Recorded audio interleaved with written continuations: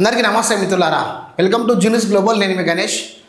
BC బంధు ప్రశాంతం పేపర్లో వచ్చింది. బీసీ బంధు ప్రశాంతం, పాల్గొన్న మంత్రులు ఎమ్మెల్యేలు వివిధ పార్టీల ఇతరులు.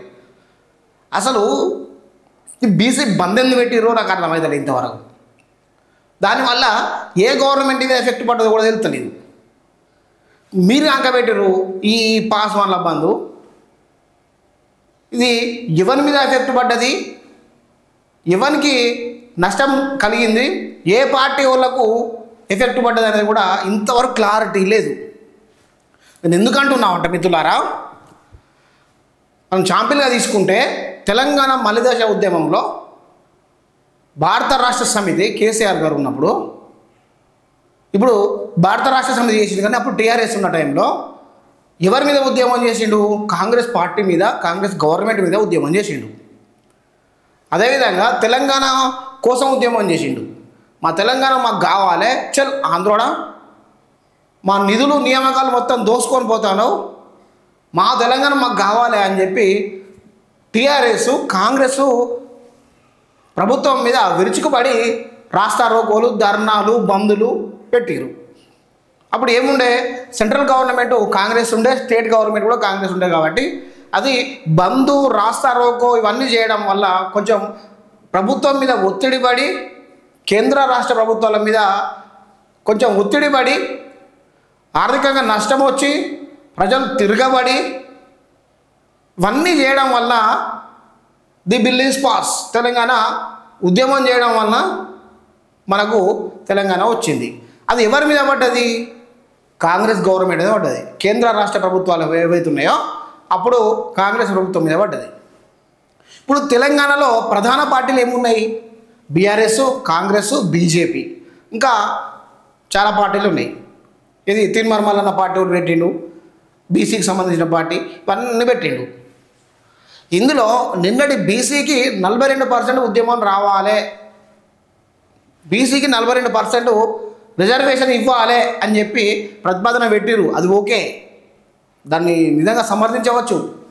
కానీ నిన్న చేసిన ధర్నాలో ఎవరి మీద, ఏ గవర్నమెంట్ మీద, ఏ పార్టీ మీద ఎఫెక్ట్ పడ్డది మీరు చెప్పండి దయచేసి. నిన్న ఎవడన్నా బంద్ అన్నారా? దాన్ని ఎవడన్నా బంధు లెక్క పరిగణించిండా?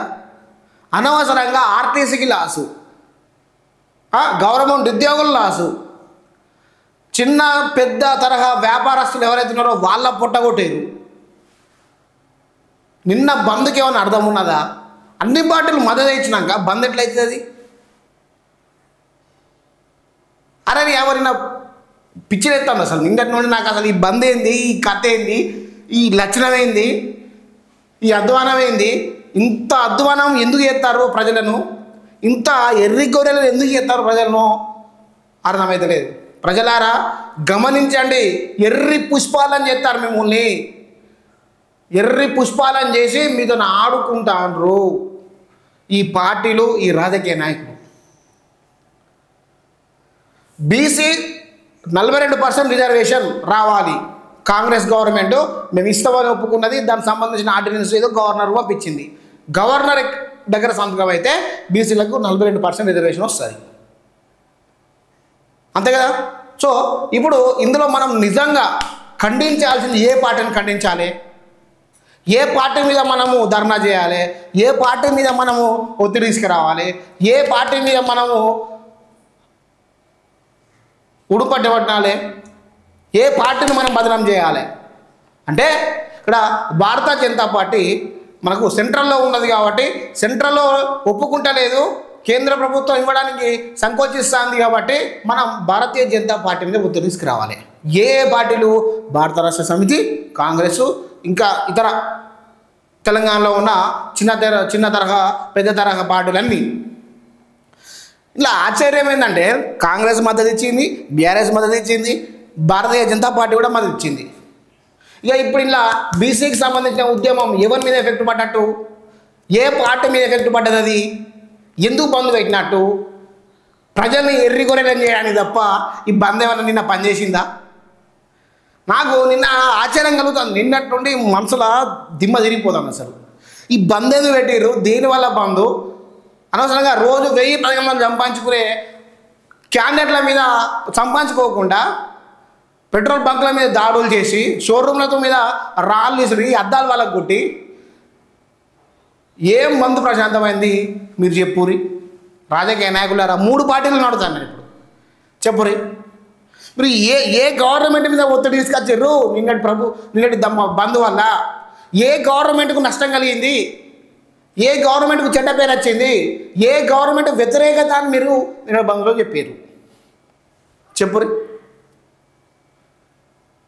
అరే భాయ్ సార్, పొద్దుగాల లేచి 10 గంటలకు మైక్ పట్టుకొని సెంటర్లోకి పోతే పొద్దునే కాంగ్రెస్ వాళ్ళు జై బీసీ, బీసీలకు 42% రిజర్వేషన్ కల్పించాలి అని 1 గంట సేపు నినాదాలు చేసారు. వాళ్ళు వెళ్ళిపోయారు, కవర్ చేసినాం.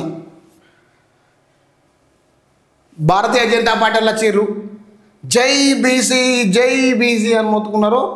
వాళ్ళు 1 గంట సేపు నినాదాలు చేసారు, వాళ్ళది అప్లోడ్ చేసినాం. ఇక బీఆర్ఎస్ వాళ్ళు వచ్చారు, బీఆర్ఎస్ వాళ్ళు వచ్చి జై బీసీ 42% వెంటనే ఇవ్వాలి, ఈ కాంగ్రెస్ గవర్నమెంట్ వాళ్ళను అనగదొక్కాలని చూస్తుందని వాళ్ళు 1 గంట సేపు అటో ఇటో మాట్లాడారు, 4 నినాదాలు చేశారు, 4 వాయిస్ ఇచ్చారు, పోయారు. ఇక్కడ బీజేపీ మద్దతే, కాంగ్రెసు మద్దతే, బీఆర్ఎస్ మద్దతే, అన్ని మద్దతు ఇచ్చినాక ఇక బంద్ ఎందుకు? ఈ రాష్ట్ర ఆరోగ్యాలు ఎందుకు? ఎవరి మీద మీరు ఫైట్ చేసినట్టు? ఏ పార్టీ మీద ఫైట్ చేసినట్టు చెప్పురి. నిన్నటి బంధు నిజంగా ఇది న్యాయబద్ధమేనా? దీన్ని నిజంగా బంద్ అంటారా? అదేదో వెనకటి సాయంత్రం అన్నాడు పని లేని మంగళోడు పిల్లి తల కొరిగినట్టు పని లేకుండా వీళ్ళందరూ వచ్చి రోడ్ల మీద కూర్చొని జేఈబీసీ జేఈబీసీ జేఈబీసీ జేఈబీసీ అని చెప్పి రిజర్వేషన్ రావాలని చెప్పి నినాదాలు చేసారు. మంచిగా ముఖ్యమంత్రి రేవంత్ రెడ్డి పోయే ఫామ్ హౌస్లో మంచిగా అన్నాడు.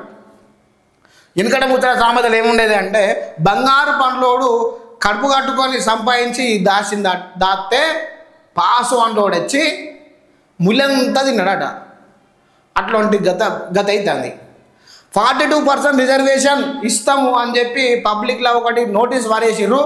ఇప్పుడు మా దగ్గర లేదు, కేంద్ర ప్రభుత్వం భారతీయ జనతా పార్టీ గవర్నర్ గారు సంతకం పెడితే ఇప్పుడు ఆ బిల్ పాస్ అయితే బీసీలకు 42% రిజర్వేషన్ వస్తుంది అని చెప్పి వీళ్ళ చేతులు వీళ్ళు దులుపుకున్నారు. ఇప్పుడు ధర్నా చేసేది ఎవరి మీద చేయాలి? ఏ పార్టీ మీద చేయాలి? ఏ పార్టీ మీద ఒత్తిడి తీసుకురావాలి? కొంచెమన్నా ఆలోచించారా? నిన్న కొంచెమన్నా ఎవరైనా తెలివి ఉన్న మంత్రిలో, తెలివి లేని మంత్రిలో ఒక యోధుడు లెక్క ఆలోచించి నిన్న ధర్నాలు చేసిర్రా? ఇప్పుడు మీరు ధర్నా చేస్తే నిన్న 42% రిజర్వేషన్ వచ్చిందా?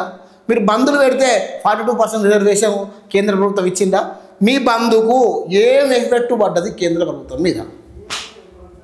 కనీసం ఒక 0.1% కూడా వాళ్ళే. అంటే చూడండి, అన్ని పార్టీలు మద్దతు ఇచ్చినప్పుడు దాన్ని బంద్ అన్నారు. వాళ్ళు కొవ్వెక్కి రోడ్ల మీద తిరిగింది అంటారు. రాస్తారోకో చేస్తే తెలంగాణ మలిదశ ఉద్యమంలో ఎట్లా పెట్టారు? బంధు పెడితే కాంగ్రెస్ గవర్నమెంట్ వారికి వెన్నులో వణుకు పుట్టింది. దేవుడా, ఎందుకు అనవసరంగా వీళ్ళతో పెట్టుకున్నా ఈ ఉద్యమంతో, వీళ్ళ తెలంగాణ వీళ్ళకి అయిపోతుంది అని చెప్పి కేంద్ర ప్రభుత్వం రాష్ట్ర ప్రభుత్వం నిర్ణయించి తెలంగాణలో దెబ్బగే ఈ బంధులద్దు, ఈ రాస్తారోకోలద్దు, ఈ ఆత్మహత్యలద్దు, ఈ కొట్టుకోవడద్దు, ఈ గవర్నమెంట్ ఆస్తులు ధ్వంసాలు చేయడద్దు, ఇదంతా వద్దు, వీళ్ళ రాష్ట్రం వీళ్ళకి అయిపోతుంది అని చెప్పి తెలంగాణ గవర్నమెంట్ కాంగ్రెస్ ఉండే అప్పుడు కాంగ్రెస్ మీద ఒత్తిడి పడ్డది. కేంద్ర ప్రభుత్వంలో కాంగ్రెస్ ఉండే అప్పుడు దాని మీద ఒత్తిడి పడి ఘోరమైన లాస్ వచ్చి ఈ ఉద్యమాలు చేస్తున్నారు, పొలాలు చచ్చిపోతున్నారు, ఈ రాస్తారోకోలు చేస్తున్నారు, తెలంగాణ ఇవ్వాలి అని చెప్పి బిల్ పాస్ చేసారు. దానికంటే ఇది తక్కువనా? బీసీలకు 42% ఇవ్వాలి అంటే ఎవరు ఇవ్వాలి? కేంద్ర ప్రభుత్వం ఇవ్వాలి. మరి కేంద్ర ప్రభుత్వం మెడల్ వంచాలి, కానీ ఈ రోడ్ల మీద కూర్చొని భారతీయ జనతా పార్టీ ఏమో జేఈబీసీ అనే, కాంగ్రెస్ ఏమో జేఈబీసీ అనే, బీఆర్ఎస్ జేబీసీ అనే, ఇంకా తీర్మార్మాలన్న టీఆర్పీ పార్టీ అది కూడా జేబీసీ అనే, ఇంకా చాలా పార్టీలు అన్ని మద్దతు ఇచ్చిన తర్వాత ఇలా బంధుకు ఎవరి మీద ఎఫెక్ట్ పడ్డది? ఏ పార్టీ మీద ఎఫెక్ట్ పడ్డది? ఏ పార్టీకి ఏం ఒరిగింది? ఇది మీరు ఖచ్చితంగా చెప్పాలి ప్రజలకు. ఇది మీరు ప్రెస్ మీట్లు పెట్టాలి, దీని మీద మీరు వివరంగా ప్రజలకు చెప్పాలి. మీరు ప్రజలను ఎర్రి పప్పలని చేసి నిన్న ఆడుకున్నారు, ప్రజలను నిన్న ఎర్రి గొర్రెలని చేసిర్రు, ఒక అవులాగాలని చేసిర్రు మీరు ప్రజలను. చిన్న చిన్న పెద్ద వ్యాపారస్తులను మీరు కడుపు కొట్టిర్రు నిన్న. రోజు 10,000-10,000 సంపాదించుకునే బట్టల షాపులు, కిరాణా షాపులు, పండ్లు అమ్ముకుంటాడు, పాన్ షాపోడు, వీళ్ళకి కడుపు కొట్టిర్రు నిన్న బంధు పెట్టకపోతే డైరెక్ట్ ఏకంగా పోయి వాళ్ళ షాపుల మీద పోయి దొబ్బిర్రు. కానీ ఈ బంధు వల్ల ఏ పార్టీ వాడికి ఎఫెక్ట్ పడ్డది, ఏ పార్టీ మీద వాళ్ళకు ఎఫెక్ట్ చూపెట్టింది, దాన్ని మీరు తప్పకుండా మీరు దాన్ని చెప్పాలి. చెప్పి మీరు దాని మీద మీరు వివరంగా చెప్పాలి. ఎవరైతే అధికారంలో ఉన్నారో ఆ అధికారులు ఉన్న ఎమ్మెల్యేలారా మీరు తప్పకుండా చెప్పాలి దీని మీద వివరణ.